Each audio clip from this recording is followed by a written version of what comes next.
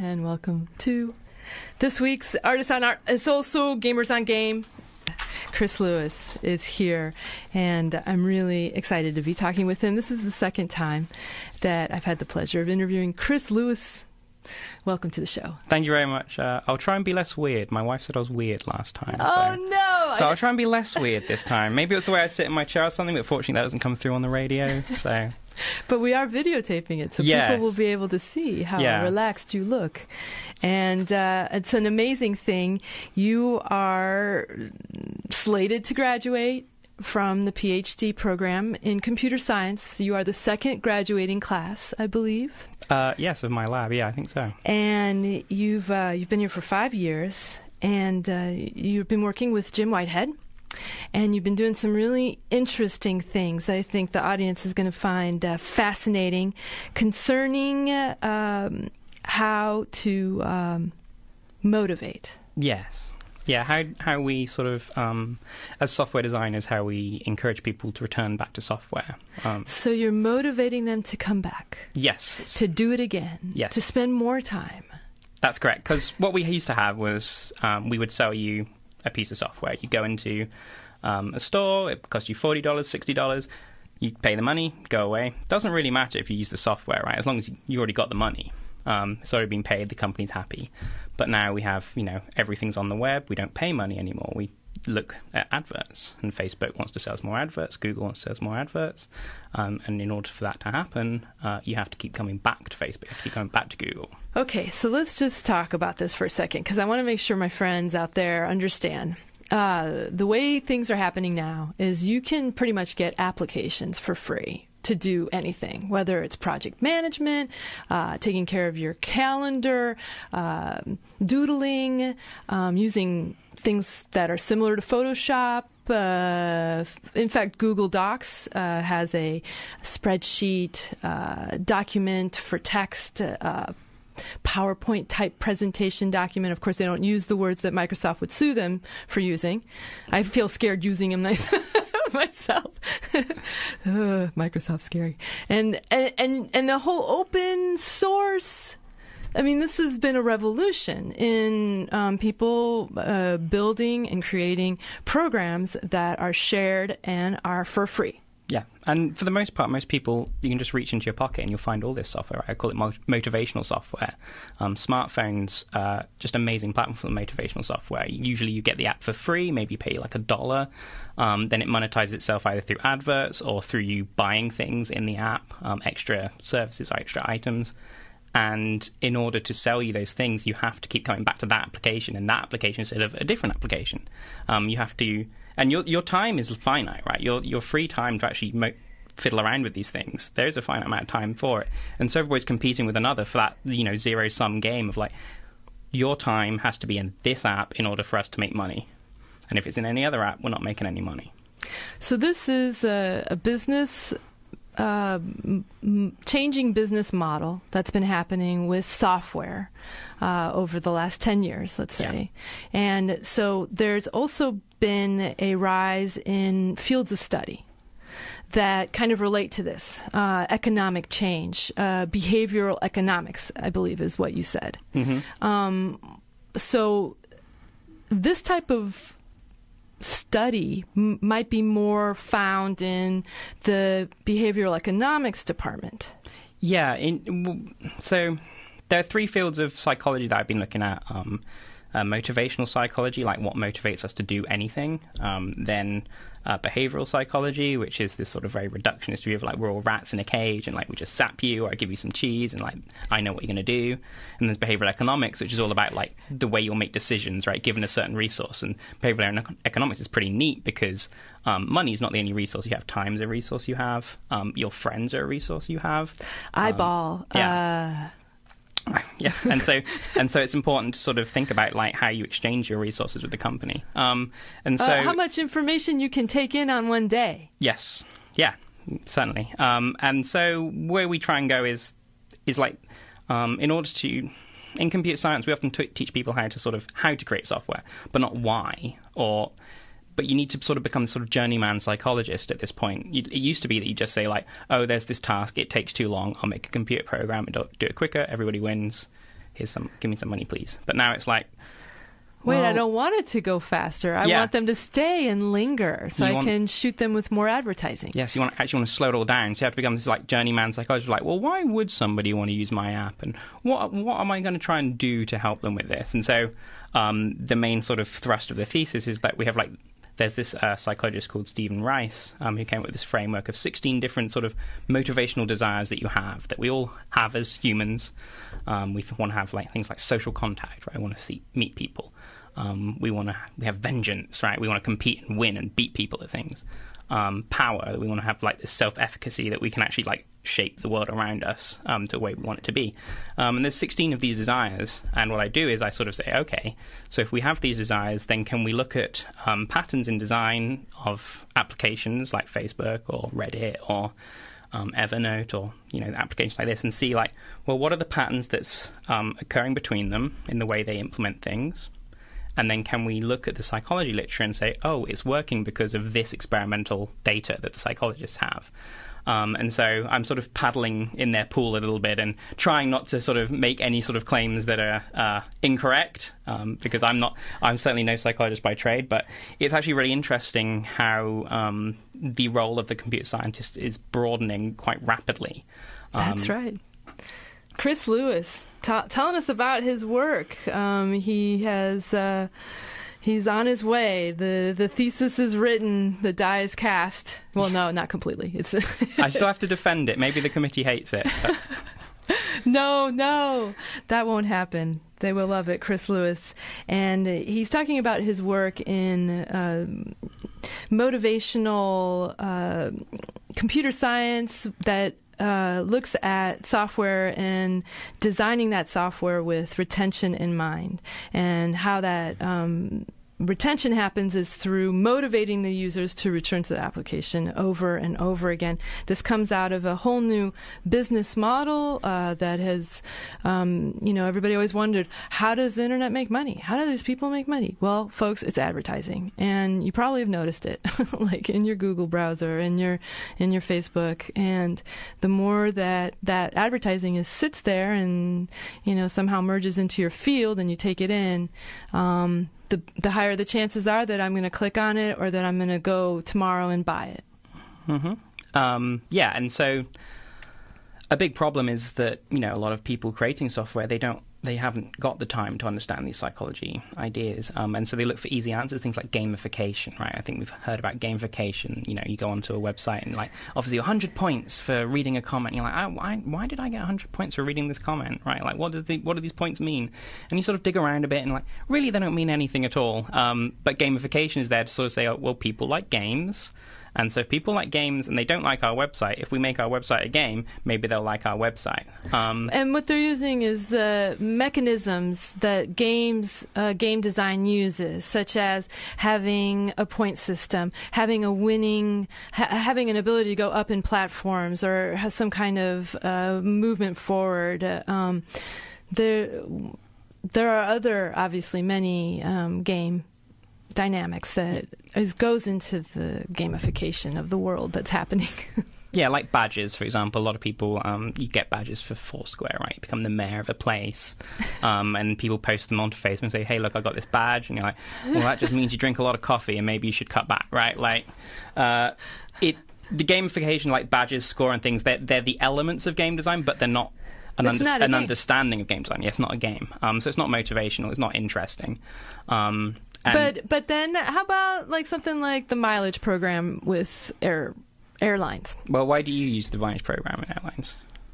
Well, I've gotten free tickets because of my... Yeah, because you get stuff, right? Like, it's not because it's gameful in any way. Well, I never even thought of it as a game until somebody who was a gamifier told me. Yes, right. Like, and it's this idea of like shoehorning ideas from other places and then rebranding them and repackaging them and saying like, now it's really interesting, right? Flight air miles, they were just games all along. It's like, no, they weren't, right? People got air miles because then you got free flights, right? Like, there's no illusions. Nobody thinks like, oh, I'm winning the air miles game, right? Like, nobody's under any illusions sense they're winning it, right? They sort of feel like maybe like, oh, I'm getting a free flight out of the airlines, and I really hate the airlines, so I'm beating them. Maybe you get that sort of feeling, but when you sit back and think about it, they're not doing air miles programs out of the goodness of their hearts, right? They don't want you to have fun with it. Chris Lewis, the last time you were on, we spoke about what you were working on. I like to talk to people about what's on their mind, and at that time it was this thing called retention engineering, which kind of the jargon has gone to the wayside, and you're calling it something different now. You're calling it motivational design. Yes, yeah. The retention engineering thing was something I came up with, sort of link it back with software engineering, which is where I'm sort of my sort of academic wheelhouse. But motivation better fit with the psychology literature when I actually started going deep diving into it. Right. So the nomenclature changed, but the but it means didn't. the same thing. Yes. And what it means is what is it about those parts of a software that cause you to come back to an application over and over again? And you were using video games as your field of study. Yes. And prototyping and modeling. I'm assuming you've been putting your work to test. You've been having people allow you to study how they play. So my thesis actually is entirely theoretical, which is actually very rare. But I'm lucky enough to write an actually entirely theoretical paper. There is no experimental data at all to support any of the claims I make. But the point is that if you sort of understand the argument and believe the argument, then the point is made, even if maybe you disagree with some of the sort of implementation aspects of it. The fact is it's more of an analysis paper of like, these things do exist, right, in software. It seems like it might be this psychology reason why it works, but it's sort of like, let's archive for science and for history in a dusty library somewhere, like how we were designing software and what that meant to design software in 2013. And then maybe in 50 years we'll look back and go, wow, we were crazy. Or that was the turning point. And we can look back at sort of this sort of recorded knowledge. But the idea is that just sort of encourage and begin the argument of like saying that, you know, computer scientists, you need to sort of think about why you make software. Like, who are you making it for? What encourages them to come back, and don't go for easy answers like gamification or make it social, right? Like, oh, we'll just add a social layer. And it's like, why do I want to interact with my friends on your stupid website rather than on Facebook? I can already do that on Facebook. And nobody understands why, but they just see other websites doing it and saying like, oh, that works, so it'll work for us, and it never does. In some cases, I've been really hot on Spotify lately. I just think it's really fun. It's something I've been spending my time on, my resource. And there is that social aspect because I think it's really fun to hear what my friends are listening to in real time. What are they listening to right now? I can find that and see it. I really enjoy that. But they were smart about it, right? That they brought in your Facebook friends, and it's a two-way street between Facebook and Spotify. They're not trying to make you sort of say, oh, we have this new social network which you have to sign up for and get all your friends on before it's even interesting. And they never tried to do that, whereas Apple did, and did very poorly at. People didn't want another social network, and Apple tried to force it on them in iTunes with their Ping social network. Nobody wanted it. Ping is now dead. And the things that Ping, I think, was trying to do are the things that Spotify does very well, right? It shows you what your friends are doing. You get that social contact. Understanding how your friends think about music is actually really interesting. And that's a good sort of motivational use, right? Like, let's appeal to people's feelings of social contact. How do we do that with an application about listening to music? It's like, well, what are your friends listening to? And then just making it very easy to get that friends list in. Yeah. I love it. Chris, I think it's really interesting that you come to this place in your life from a database development kind of beginning. Before you came into the PhD program, you were a database developer. So you were dealing with large bits of information, I'm assuming. Yeah, I was. I worked with. So where's the psychology in that, and how interesting that you're now, you know. I guess I sort of had a test of faith at some point that I felt a lot. I still do strongly believe in big data, as they call it, like that you can sort of find interesting experimental ideas in data. But the problem is that data will only tell you so much, right? Like you can say, well, we'll try doing A and we'll try doing B, and we'll see whether the data says people liked A or B. But it doesn't really tell you why they liked A or B. It doesn't inform you how to do better at serving what A and B did well. And so you reach this sort of local point, this local maximum of like, well, people liked this particular shade of pink, so we'll stick with this particular shade of pink. And you don't really know why they like that pink. You don't know if you should apply that pink elsewhere. You don't know if that pink is what the whole website should have. You just know that in this instance, they like that pink on this button. And that's okay. That helps you a little bit, but doesn't really tell you enough. And then all this sort of the gamification movement, which is, as somebody who studies games, which UCSC is very good at, just seeing this marketing gimmick, which is, let's call it what it is a marketing gimmick, a repackaging of like bad ideas in an easy naming scheme. Pretends that it knows things, and then people could run to it and say, we'll just add gamification. Then we had these just terrible applications that we were making. It's like, and you just sort of sit there and go, why are you doing this, right? Like, what are you missing? What's the understanding? What's the knowledge gap you have here? And then that was sort of what got me onto it, right? Like, just this annoyance about like, the big data and the motivational design stuff, it all comes from the same place of like, why do people do things with software, right? And how do we make it better for them? So whether we look at it from the data or whether we look at it from, real fuzzy sort of psychology, softer stuff, I think there's a complementary bit of both. And the thesis, as it was, as it is driven by, there's a lack of knowledge in the softer side of it. The big data, we know how to do it. Google does very well at understanding big data. They've made their business, and I think today they're now bigger than Microsoft on the stock market, just from understanding data, right? Whereas we really don't have a great understanding of the psychology of it. And so when you see all these people that are hanging their signs up saying user interface expert, this is kind of what's driving or these are the designers that people are hiring to, or in some cases, to possibly gamify their well, you have good user experience people and you have bad user experience. Yes, I was about to say, like, just because you say user experience, there are lots of very, very good user experience people. Mint.com had like 30 people when they got bought out by Intuit for some X million dollars, and it meant like every person was worth like $2 million to the company or something. And they were just almost all user experience designers, and they were really, really good at it. And would you say that it was because they had some psychology insights? I would, I mean, I don't know, right? Like, right. We'd have to go ask them, like, did you happen upon this by accident, or were you like really thinking about it, right? Like, Mint used a lot of progress bars. And this, they used a lot of what? Progress bars, like from 0 to 100. So, like, so you have a full range too. Yeah, so you see, I'm 60% to saving up for my trip to Disneyland. And they use progress bars throughout the interface a lot. And what's interesting is there's a lot of psychology literature about the way we progress from 0 to 100 on tasks. So if you have a coffee card, right, and it has 8 stamps, and you get 8 stamps and you get free coffee. What's interesting is as you get to the end, you will start buying more coffee, right? Your use of coffee increases, so it goes up in a curve. And what's super, super interesting is if you start people off with some of them, like give them 2 to begin with, they are further up that curve, even though they didn't buy that coffee, right? So what you do is if you want an 8-stamp coffee card, you give them 10 stamps with the first 2 for free, and they'll actually buy more coffee than the 8-stamp card. Right? Crazy, right? But when you have progress bars, you see the same thing, right? That you're moving along this progress bar, and the intention is that you actually start accelerating your behavior towards the end. And so Mint used a lot of progress bars.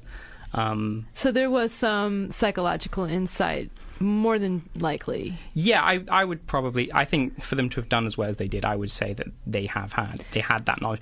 And that's great for them, right? But like, we just aren't communicating that from the psychology literature. It's not coming into the computer science, teaching the computer science sort of knowledge base in the way it probably should, all these successful companies have. And so that's what I'm trying to do with the thesis. I love it. I want to read your book. What's the name of it? It's called Motivational Design Patterns. All right, Motivational Design Patterns. There you go. Perfect. It's easy. I am planning to sort of self-publish it, maybe on Amazon or something, once my thesis committee's had a tearing through it and bled red ink all over it. Well, you've got a great thesis committee. right? Yes. And so I think that they're just going to help you make this a great book that, like I said, I want to read it. I want to understand. You talk about the library of 27, and you always say EMF. As in motivational, but is it empathy? Is that what that EMF motivating the? That's just a formatting thing. That was just for italic. Oh, so it's not about empathy. Because I kept thinking, wow, he's using empathy for motivational. Sorry. One of the desires that we have is our sense of honor, and also our sense of idealism. So that changes how we interact with people. So there is an empathy. Well, I think there is an empathetic aspect to our motivational desires, that we want to feel like we're good people, right? That we're not just jerks, right? Like we have a feeling of honor that we sort of uphold in the way we interact with people. Like, you told me a secret, and I won't tell other people. Right. I feel honorable for doing that. Yeah.